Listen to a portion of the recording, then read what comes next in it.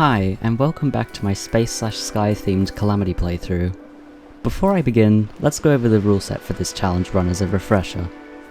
The premise is simple. I can only use weapons, armours, and accessories that are related to space or the sky. All other items like tools and mounts are valid and can be used. Last time, we beat our first boss, the Perforators, armourless and with only a cloud and a balloon, and spread aerialite throughout our world.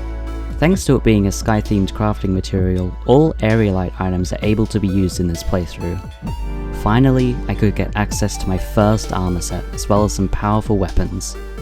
But some people that know Terraria may know that I made this much harder for myself. Meteor. I could have easily used Meteor armour, the space gun, Meteor Fist, which is a rogue weapon. Okay, but hear me out. I knew about the Meteor. I broke a Crimson Heart specifically for one to spawn, but I waited, and no Meteor spawned at all. So yeah, it wasn't due to stupidity, it was just RNG being mean to me. Anyway, with that out of the way, let's move on to aerialite mining.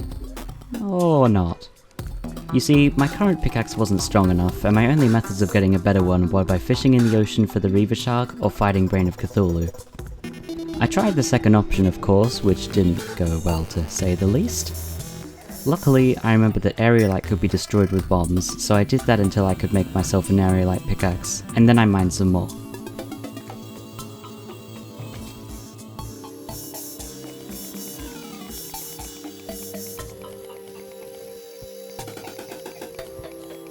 With the bars, I made the gold plume spear, and then went back to the Sky Islands to get clouds, sunplate, and feathers.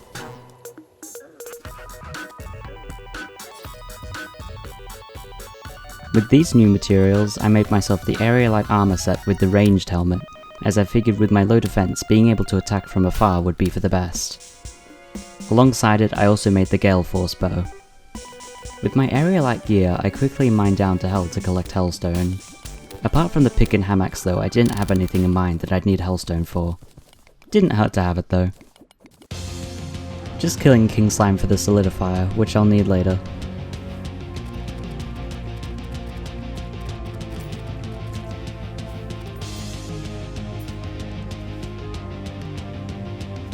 As night approached, I decided to build an arena and get a Skeletron attempt out of the way.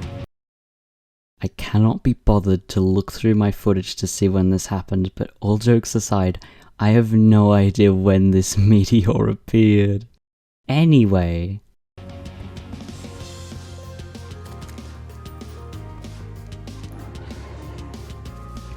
Skeletron Attempt 1 showed me something important.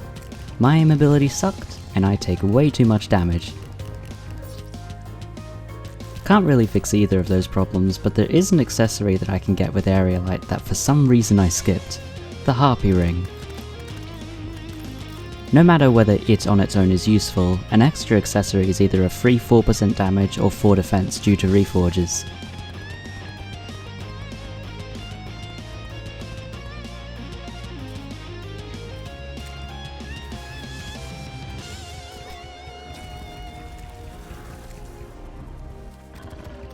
I took a quick break to kill Desert Scourge, thinking the arrow stone it had would be good to use.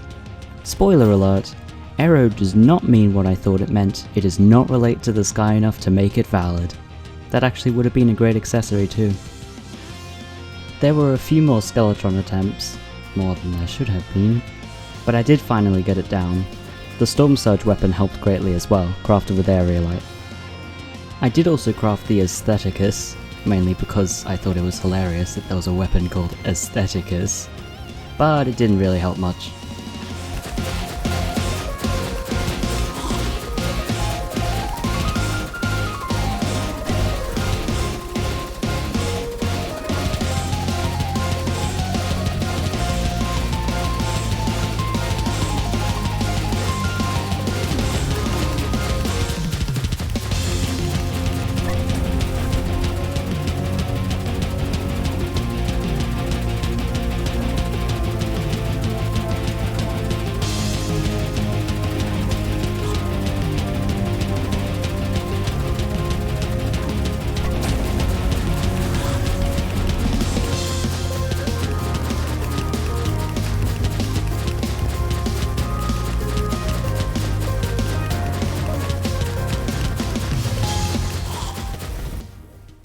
With Skeletron down, I could get bones, a pretty good crafting material that can be used for many things, one of them being a weapon I can use that uses fallen stars. There were some valid weapons as well from the dungeon, or weapon, singular, the Blue Moon, but since it's so unbelievably terrible I did not even consider using it. With the bones, I made the Enchanted Axe, a solid rogue weapon, and the Skyline Wings, the only pre-Hardmode wings and my 4th accessory. With these new items I was ready to take on a completely optional boss, the Slime God. Although none of its drops are that exceptional, it does give Purified Gel, which is what I need to make my weapon of choice for the Wall of Flesh. Even with the Enchanted Axe and Wings though, the Slime God fight is made much easier with horizontal movement speed, and I don't have much. I can either have great horizontal mobility with the Tundra Leash mount and not be able to use my wings, or I can have great vertical mobility with my wings in exchange for slow running speed. In this fight, it's hard to tell which is necessarily better.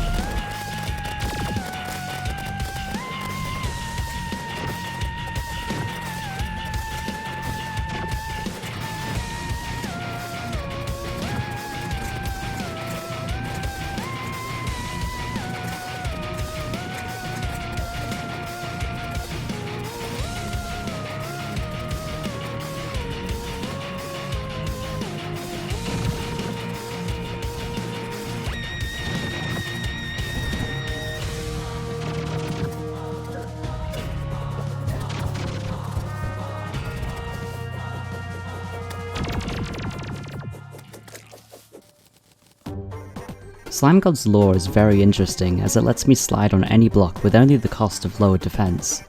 This would be perfect for the Wall of Flesh fight, but then again I could just use the Tundra Leash mount, it gives me more than enough horizontal speed.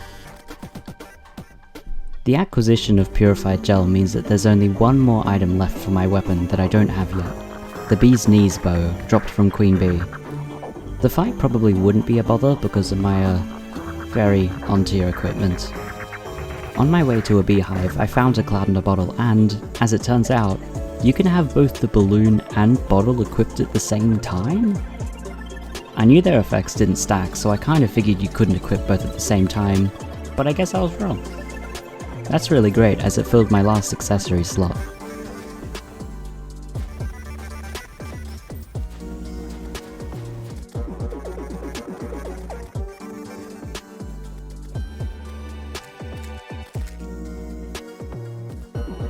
With the Bee's Knees acquired from the first fight, which I'm very happy about, I can finally craft my weapon, the Lunarian bow. Now, I didn't actually know what Lunarian meant, but I figured it had something to do with Luna. As it turns out, it actually is a space word, thus making the bow valid. It shoots 2 bolts which slide along blocks and is very powerful against the wall. It may even be able to make up for my terrible defense. As always, it's time for the most fun part of Pre-Hardmode, making the Wall of Flesh arena. I didn't know whether I would be able to effectively outrun the wall, so I decided to grind for some frozen gel blocks, just in case. Also, having my hull bridge built out of solid blocks means I can effectively use the sliding function of my bow. Nothing interesting about bridge construction except that I had to stop and kill voodoo demons constantly, because Calamity makes them spawn way too commonly. I know in vanilla they're super rare, but jeez. they need to calm down. I thought I was all set up for the wall, and in a way, I was, but my bridge was just a tiny bit too short and I messed up right at the end. Rather than extend the bridge much further, I opted to use buff potions sitting around in my storage. Apparently, this was the correct choice, as I ended up winning. Here's a successful fight.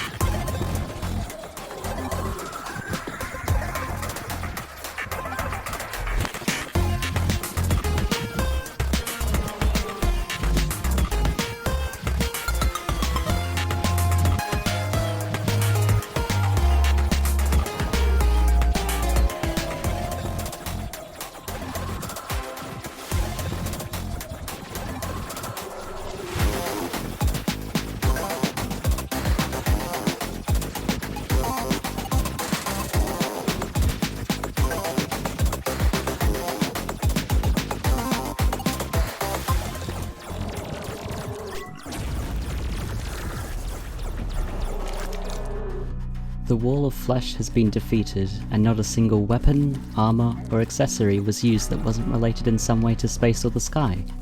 We did it! Now, our world has progressed to hard mode. There are more bosses, more dangers, more challenges to overcome. However, that is for another time. I hope you enjoyed this video and the pre-hard mode section of this challenge run. Next episode we'll take on the first half of Calamity's hard mode. I hope to see you then!